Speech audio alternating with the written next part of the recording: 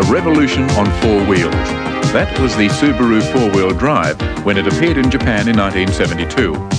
The world's first mass-produced four-wheel drive vehicle of its type, it reached Australia at the beginning of 1975, and being a pioneer, gained only modest success, like 7 sales in its first month.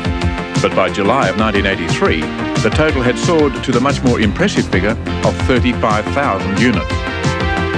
Sherpa, the smaller Subaru but with amazing space, four-wheel independent suspension, power-assisted front disc brakes and startling performance and economy from its 2-cylinder 665cc engine. Leone DL, Subaru's least expensive sedan, yet with specifications found on dearer models in its class. Rack and pinion steering, ventilated front disc brakes and electronic ignition. Leone GL.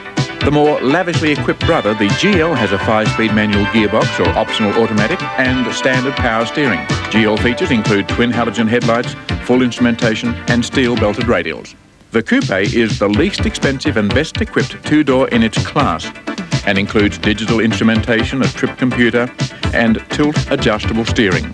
The pillarless Coupe comes with either 5-speed manual or 3-speed automatic gearbox. Subaru's unique range of four-wheel drive vehicles starts with the single range wagon, rear window wiper and washer, heated rear window and full instrumentation, including the high-range four-wheel drive capability to get well off the beaten track. People who need to go further have the choice of the similarly equipped dual-range wagon with the lower gear ratio for steeper and rougher country. It's surprising where you can go with dual-range four-wheel drive transmission. Brumby. Subaru's utility also comes with a dual-range gearbox, a 400-kilogram payload capacity and with comfort enough to live happily on suburban roads. Those needing dual-range four-wheel drive and the cosy passenger comforts get both with the Touring Wagon manual with its distinctive raised roofline. The Touring Wagon has power steering and power windows, digital dash and trip computer. There's no easier way of four-wheel driving than this. With the Touring Wagon with automatic 3-speed transmission, four-wheel drive is engaged simply by pressing a button on the T-bar and you can do this on the move. On top of the range models, digital instrumentation is used to give the driver precise, easy-to-read information. There are also graphic displays to warn of potential hazards. Dials control the ventilation system. They're clearly marked. The steering wheel is adjustable, while the onboard computer displays information at the touch of a button.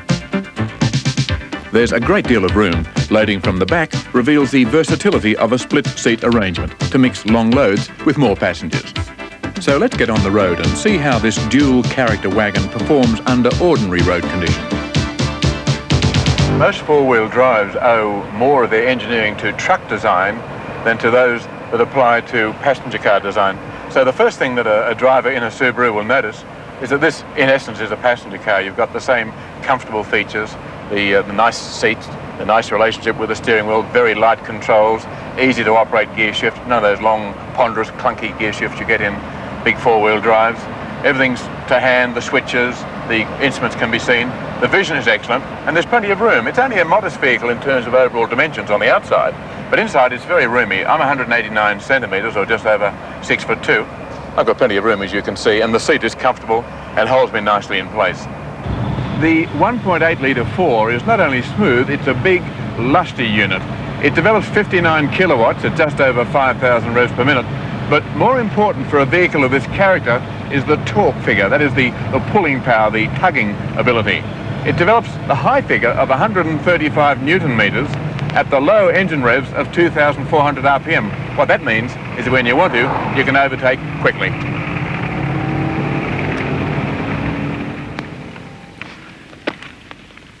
I'll be testing 5 Subarus, seeing what they can do, trying them out, giving them as severe and as comprehensive a test as I can. And on the way, I'll be talking about the technique of four-wheel driving. What you should do, what you should avoid doing. A few tips that you just might find interesting.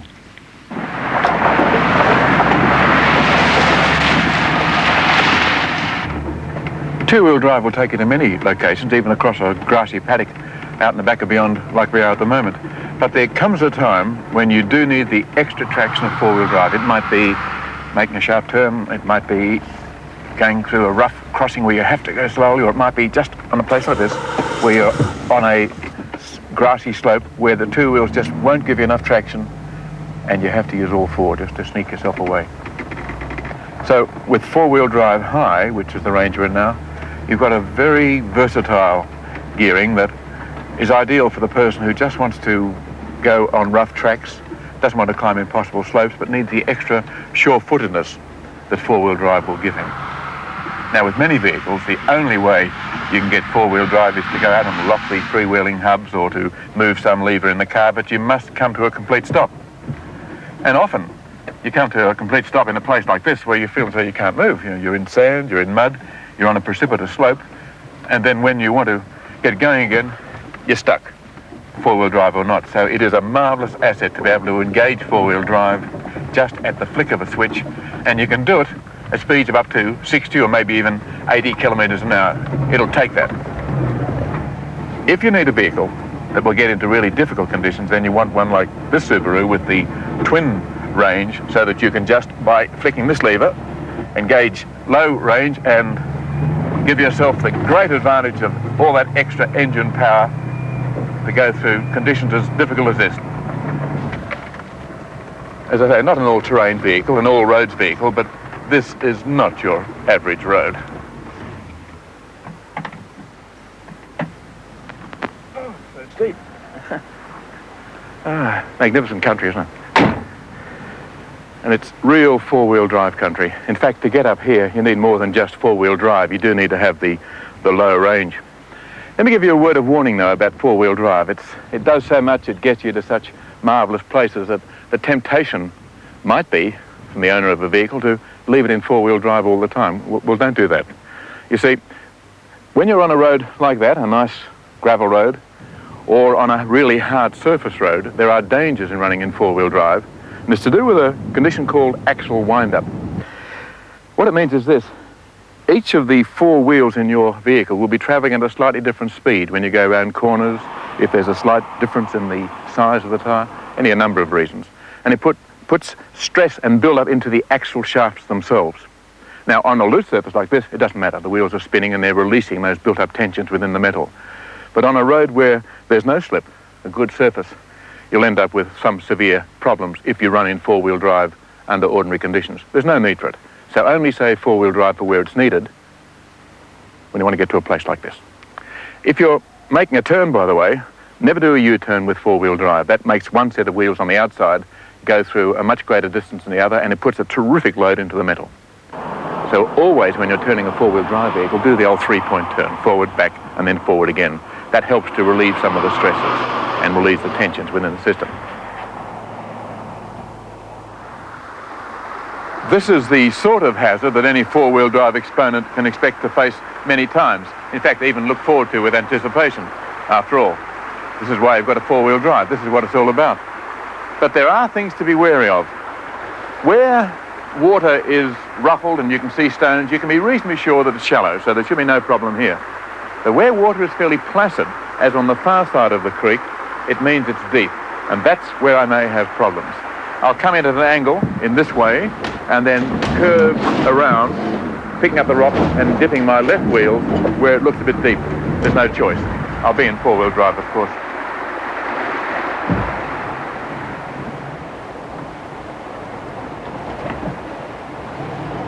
There's a technique to driving through water. This creek is hard because we'll be against the current, which makes it harder than normal. You go slowly. You've got to get over rocks. You don't want water coming up, drowning the electrics. Things are very well placed here. The spark plugs up high.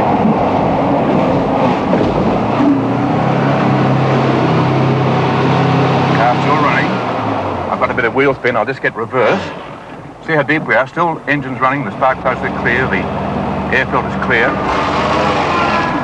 The thing that's most likely to happen is I'm going to drown. Let me just... Now, I've got a bit of wheel spin. The engine, though, remarkably, is still running. I'll need some help. Now, I'm stuck, as you can see. I mean, that's a mild word for being half drowned. But a couple of things are important. One is, It's here because it slipped off a rock. Nothing wrong with the vehicle, it's just very slippery. I couldn't see it, and it went to the side when I was trying to turn left. Couldn't do it. The engine is still running, and other things are still working. Now, the water here is above my waist. It's up to the switch that controls the electric windows, but look, they're still operating as well. Everything still works. I'm amazed the motor is running.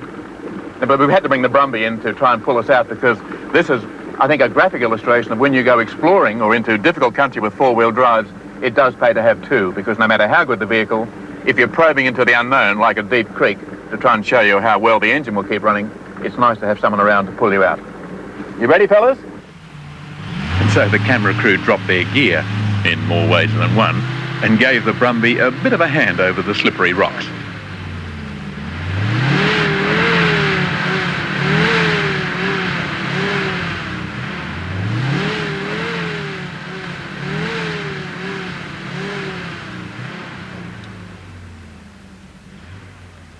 Right, well, let's just run through what happened.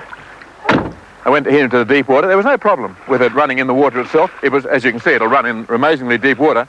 But here, out of sight, as far as I was concerned, were a couple of big rocks. There's one here particularly, this angled. I don't know whether I can lift it. But it's resting on another one, and it was at an angle like that. And that just turned the wheel and the nose deep down into the creek. Get out of the way in case you want to try sometime. Then I had a thought. The engine was behaving as though it was out of petrol. I added some and then tried again.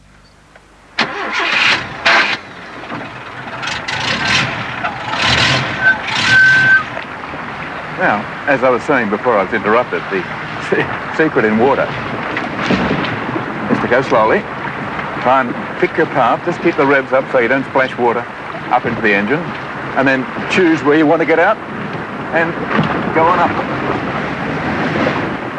My heavens, that's good.